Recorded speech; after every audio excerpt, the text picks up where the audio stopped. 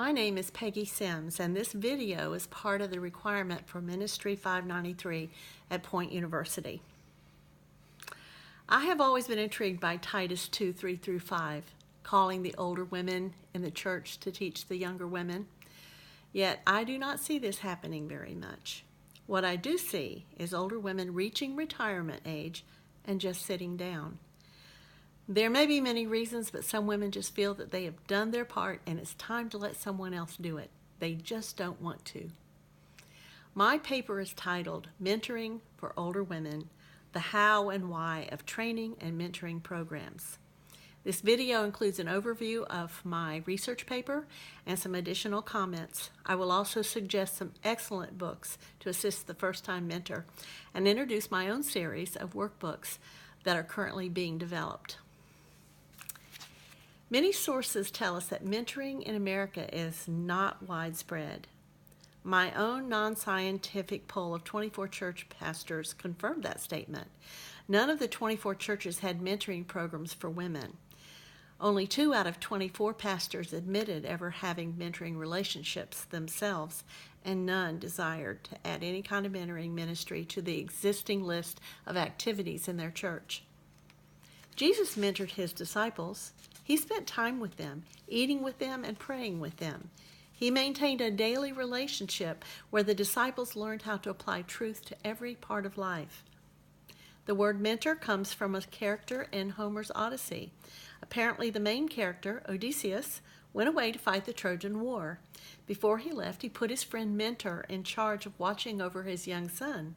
Mentor did this, staying with the young boy and helping him learn to make good decisions. The name mentor today has come to refer to anyone teaching or coaching a younger person. The business world has discovered this concept is useful for training and equipping workers. It is also a method for training leaders. Mentoring has become a popular topic in the church as well. But why aren't we seeing this mentoring model prevalent in the church today? One reason may be that our culture does not value older men and women as it did in the past. This is true of the church as well. Another reason may be that older women do not feel valuable to the church, so they do not volunteer as much. Another reason may be that women were never mentored themselves, so they do not understand that mentoring is their responsibility. It also may be that older women may not have the education that younger women do, so they feel inadequate. Another problem could be that after their children grow up, older women may feel they no longer have a purpose. Now, having a sense of purpose is important at any age. For an older woman, today is a wonderful time to discover new purpose. A study from the National Institute of Mental Health reveals that volunteering to serve others contributes to vitality and longevity in old age. For the older Christian woman, that may include volunteering to become a mentor. And a good place to start is to take a mentoring training class. It will help the older woman understand what mentoring is and what it is not. The course can also help to evaluate strengths and weaknesses. The local church can play an important role in helping train the mentor by offering much-needed leadership and structure. Now, there are many styles and methods of mentoring today. That includes the popular one-on-one mentoring relationship, where the mentor can share out of her own life experiences how to apply biblical truth to real problems and needs. It also includes group mentoring, where one person works with 2 or more mentees. Some older women like team mentoring, where 1 or more women can work together to do the same thing what one mentor would do. Shared activities are popular, allowing older women to teach everyday skills such as cooking, sewing, gardening, parenting, canning, and budgeting. And these events help the younger generation to get to know the older generation.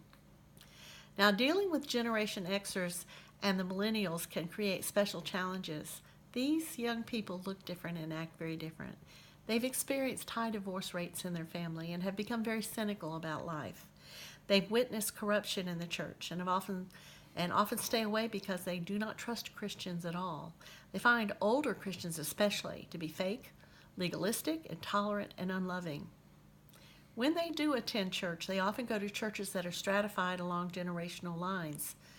Those churches offer traditional services with old hymns and traditional format for the older crowd, and then they offer a contemporary service with upbeat music, overhead projectors, and creative lighting for the younger crowd. But most of the time, the two generations never mix. Now, reaching younger women is going to require older women to move out of their comfort zones and to change. It will take less structure, more listening, and a lot of patience. Older women will have to learn to love these younger women as they are, tattoos and nose rings included. Otherwise, the younger generation will never discover how to apply God's wisdom to the inner hurts and daily problems they face. They will never discover who God created them to be. If older women will step forward, the future is very promising. Mentoring can extend to international women and the disabled. Young women may volunteer to become mentors themselves. Colleges and universities can catch the vision and add mentoring courses to their schedule and allow female students to be tutored through mentoring. Mentoring material can then be set up digitally and over Skype to work with women who are homebound and in the military. The possibilities will continue to grow as people become open to new ideas and to change. Now, here's some excellent mentoring aids that I found that could help the new mentor. These two books by Mary Cassian and Nancy DeMoss are excellent. The first one is an 8-week study on biblical womanhood, and the second one is about 10 elements of biblical womanhood. They're very colorful, the graphics are beautiful, they're very upbeat and contemporary, and they're very easy to read. They can be used as a mentoring program, or they can be used as a standalone. Lois Zachary, who is an expert in business mentoring, has developed these 5 what she calls pocket toolkits for mentors, and they're just as usable in the business world as in the church. They each have pointers, things to do, things to avoid, reminders for the mentor, and I especially like this last one, number 5, because it's mentoring across generations, very timely for this day and time.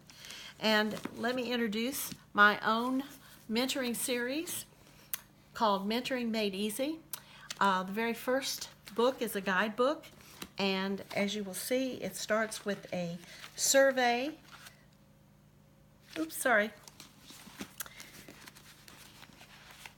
It starts with a survey of the likes and dislikes of the mentor, kind of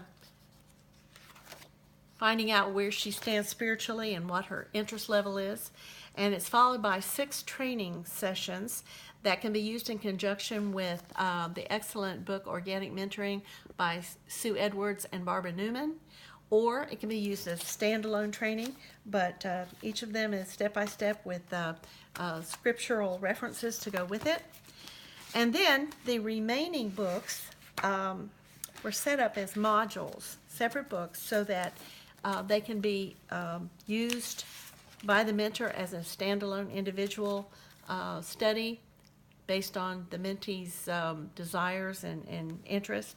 But we have What the Church Believes, Who God Is, My Authority as a Believer, Sharing My Faith, What Lies Ahead Tomorrow, and Getting to Know the Next Generation.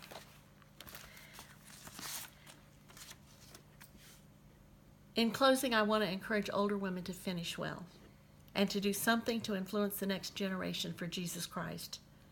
You can do it. You don't have to know it all or be a good teacher. Just bring who you are and give it all away. Besides, it's not about you. It's about God and His plan. He is the true mentor as you give your life away.